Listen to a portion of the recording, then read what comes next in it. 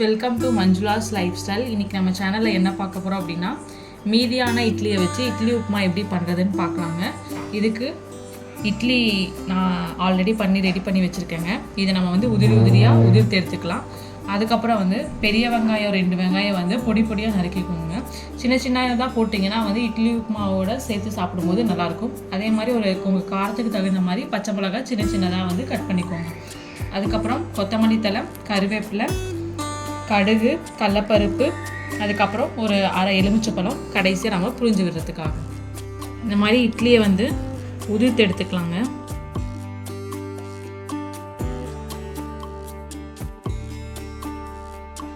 பாருங்கள், இட்லி இந்த மாதிரி தூளாக உதிர்த்துக்கணுங்க. வாங்க இப்போ இதை எப்படி தாளிக்கிறதுன்னு பார்க்கலாம். பாத்திரம் வச்சுக்கலாங்க. அதில் தேவையான அளவு ஆயில் ஊற்றிக்கலாங்க. இட்லி உப்புமாக்கு கொஞ்சம் ஆயில் ஊற்றினீங்கன்னா தான் நல்லாயிருக்கும். கடலப்பருப்பு போட்டுக்கலாங்க. அதே மாதிரி கடலப்பருப்பும் கடலப்பருப்பு பொரியுதுங்க. இதுக்குள்ளே தேவையான அளவு கடுகு போட்டுக்கலாம். கடுகு நல்லா பொரிட்டுங்க. கருவேப்பிலை போட்டுக்கலாங்க.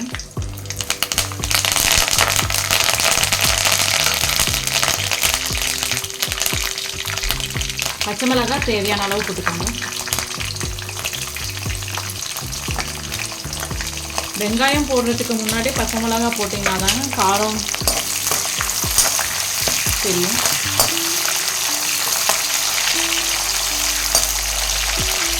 நம்ம பொடியாக நறுக்கி வச்சுருக்க வெங்காயத்தை ஆட் பண்ணிக்கணும். வெங்காயம் நல்லா வணங்குதுங்க.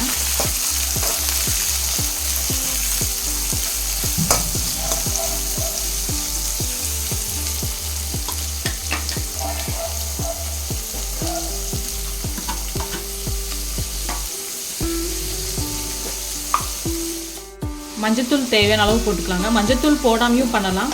மஞ்சத்தூள் உங்களுக்கு பிடிச்சிருந்துச்சுன்னா மஞ்சத்தூள் போட்டு பண்ணிக்கலாம். வெங்காயம் வணங்கினதுக்கப்புறம் மஞ்சத்தூள் ஆட் பண்ணி இந்த மஞ்சத்தூள் வெங்காயத்தையும் நல்லா பச்சை வாசனை போகிற அளவுக்கு வணக்கி எடுத்துக்கோங்க. வெங்காயம் பொன்னிறமாக வரணுங்க. அப்போ தான் இட்லி உப்புமாவோட சேர்த்து சாப்பிடும்போது நல்லாயிருக்கும்.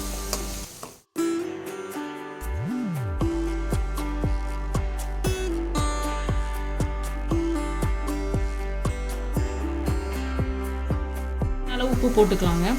உப்பு பார்த்துட்டு போட்டுக்கோங்க. ஏன்னா ஆல்ரெடி இட்லியிலே நம்ம உப்பு போட்டிருக்கோம்.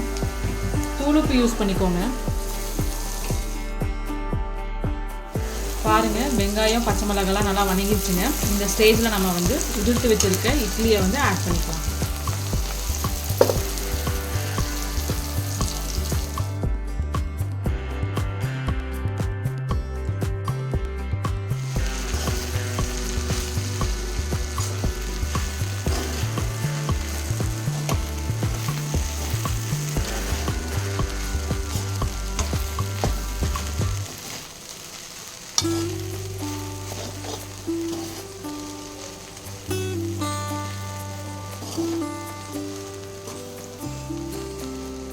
ரொம்ப மஞ்சத்தூள் போட வேணாங்க. மஞ்சத்தூள் போட்டிங்கன்னா நல்லாயிருக்கு. இப்போ நல்லா வணங்கிடுச்சுங்க.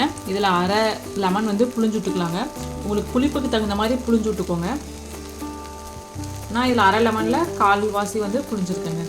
இது லெமன் நிறைய பேர் போட மாட்டாங்க. பட் லெமன் போட்டு பண்ணி பாருங்கள். இது ஒரு டேஸ்ட்டாக இருக்குங்க.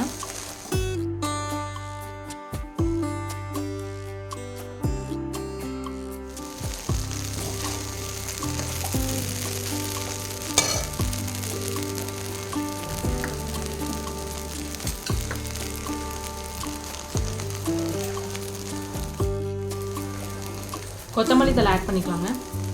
கொத்தமல்லி தழை எப்பயுமே ஆஃப் பண்ணுற ஸ்டேஜில் போட்டிங்கன்னா தான் அதோட வாசனை வரும்.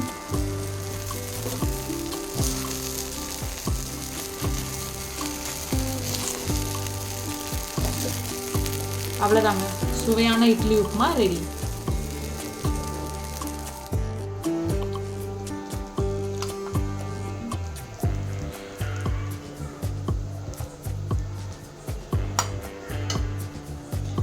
இட்லி உப்புமா ரெடி ஆயிடுச்சுங்க. இது குழந்தைங்களுக்குலாம் கொடுத்தீங்கன்னா விரும்பி சாப்பிடுவாங்க. இட்லி பிடிக்காத குழந்தைங்களுக்கு நீங்கள் இந்த மாதிரி பண்ணி கொடுங்க. இந்த வீடியோ பிடிச்சிருந்துச்சுன்னா லைக் பண்ணுங்கள், ஷேர் பண்ணுங்கள், சப்ஸ்கிரைப் பண்ணுங்கள். கமெண்ட் செக்ஷனில் கமெண்ட் பண்ணுங்கள். இந்த வீடியோவில் உங்களுக்கு ஏதாவது டவுட் இருந்தாலும் கமெண்ட் பண்ணுங்கள். நான் உங்களுக்கு ரிப்ளை பண்ணுறோம். வாங்க சாப்பிட்லாம்.